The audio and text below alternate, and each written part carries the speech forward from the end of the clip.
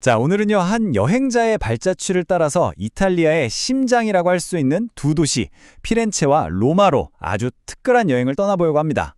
낭만이 가득한 도시와 영원의 역사가 숨쉬는 곳, 그 이야기 속으로 지금 바로 들어가 보시죠. 어떠세요? 이 문장 하나가 이번 여정의 모든 걸 말해주는 것 같지 않나요? 그냥 유명한 관광지를 둘러보는 게 아니라 한 사람의 감정을 따라 걸으며 서서히 낭만에 물들어가는 그런 여행? 과연 그 끝에 기다리는 웅장한 결말은 무엇일지 함께 따라가 보겠습니다. 자, 우리의 첫 번째 목적지는 바로 피렌체입니다. 이름만 들어도 설레는 곳이죠. 르네상스가 태동한 곳, 그야말로 예술과 문화적 상상력이 폭발했던 도시입니다. 피렌체를 피렌체답게 만드는 것들이 뭘까 생각해보면 딱 이 네 가지로 정리할 수 있어요. 도시 곳곳에 널린 예술 작품들, 어딜 찍어도 엽서가 되는 풍경, 그리고 시선을 압도하는 건축물과 맛있는 음식까지. 이 모든 게 하나로 어우러져서 사람을 그냥 푹 빠지게 만들죠. 피렌체는요, 도시 전체가 하나의 거대한 미술관이나 마찬가지예요. 특히 메디치 예배당에 들어가서 고개를 들어 천장을 딱 보는 순간 와 하는 감탄사가 절로 나올 수밖에 없어요. 구약과 신약의 이야기들이 눈앞에 장엄하게 펼쳐지는데 그 웅장함에 정말 압도당하는 기분이죠. 피렌체의 또 다른 상징, 베키오 다리. 이 다리 정말 대단한 생명력을 가졌어요.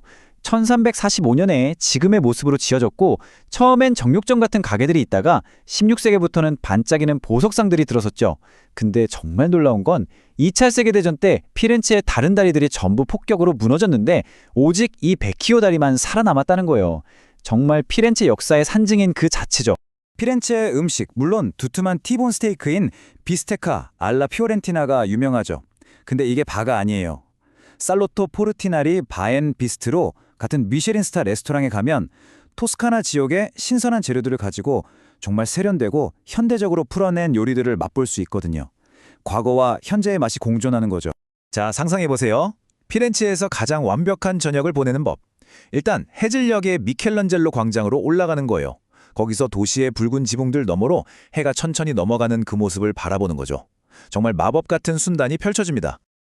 그리고 해가 완전히 지면 이제 비아데 네리 거리로 가는 겁니다. 좁은 골목길 사이로 사람들의 즐거운 웃음소리, 음악소리가 흘러나오고요. 그리고 이 거리의 명물 알 안티코 비나이오 샌드위치 가게에서 풍겨나오는 그 고소한 포카차 빵 냄새, 정말 오감이 즐거워지는 밤 산책이죠.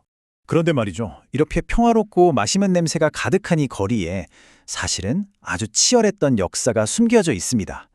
1478년에 있었던 파치 음모 사건 때 메디치 가문을 지키려다 목숨을 잃은 프란체스코 노리라는 사람이 있었는데 바로 그 사람의 가문을 기려서 네리라는 이름이 붙은 거거든요. 그러니까 우리는 지금 권력 다툼의 한복판이었던 역사적인 현장 위에서 샌드위치를 먹고 있는 셈이에요.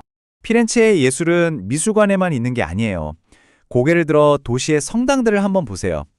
피렌체의 상징인 두오모, 즉 산타 마리아 델 피오레 대성당을 보면 정말 입이 떡 벌어지죠. 흰색, 녹색, 분홍색, 각기 다른 색의 대리석들이 어우러져서 정말 화려하고 독특한 아름다움을 보여줍니다. 바로 이게 폴리크롬이라고 불리는 토스카나 지역만의 아주 독특한 건축 기법이에요. 이름은 좀 어렵지만 쉽게 말해서 여러 가지 색깔의 돌을 가지고 건물 외벽에다가 그림을 그리듯이 장식하는 거죠.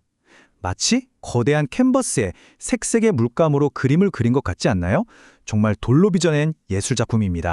자, 피렌체의 낭만적인 꿈에서 깨어나 이제는 전혀 다른 매력을 가진 도시로 떠나볼 시간입니다. 웅장한 역사와 시간이 켜켜이 쌓인 곳, 바로 영혼의 도시 로마입니다. 로마에 도착했다면 그 시작은 가장 성스러운 곳에서 해보는 게 어떨까요?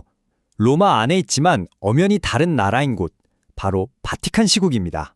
특히 2025년은 정말 특별한 해예요. 바로 25년마다 한 번씩 돌아오는 희년이거든요.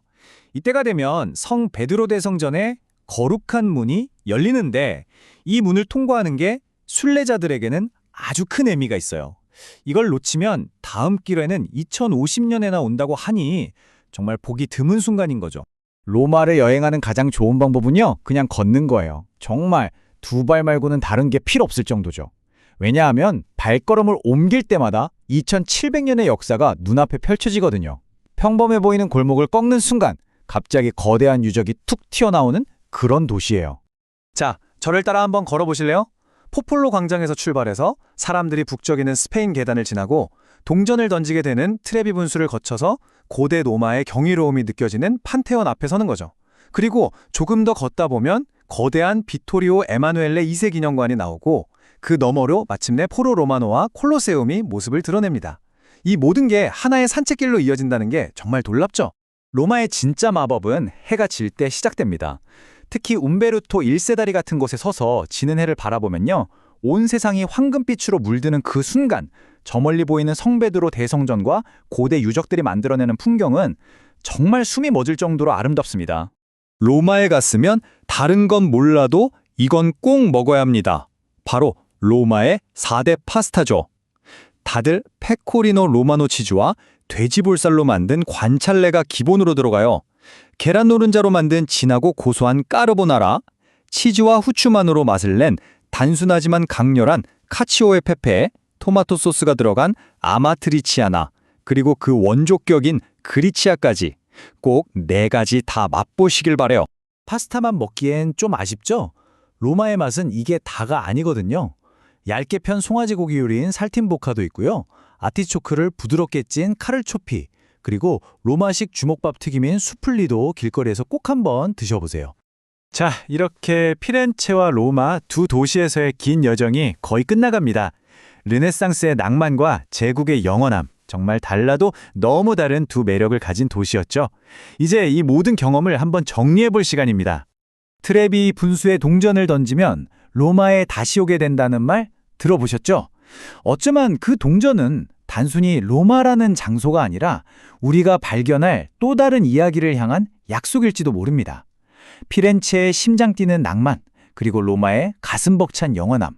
여러분은 어떤 이야기의 첫 페이지를 먼저 넘겨보고 싶으신가요?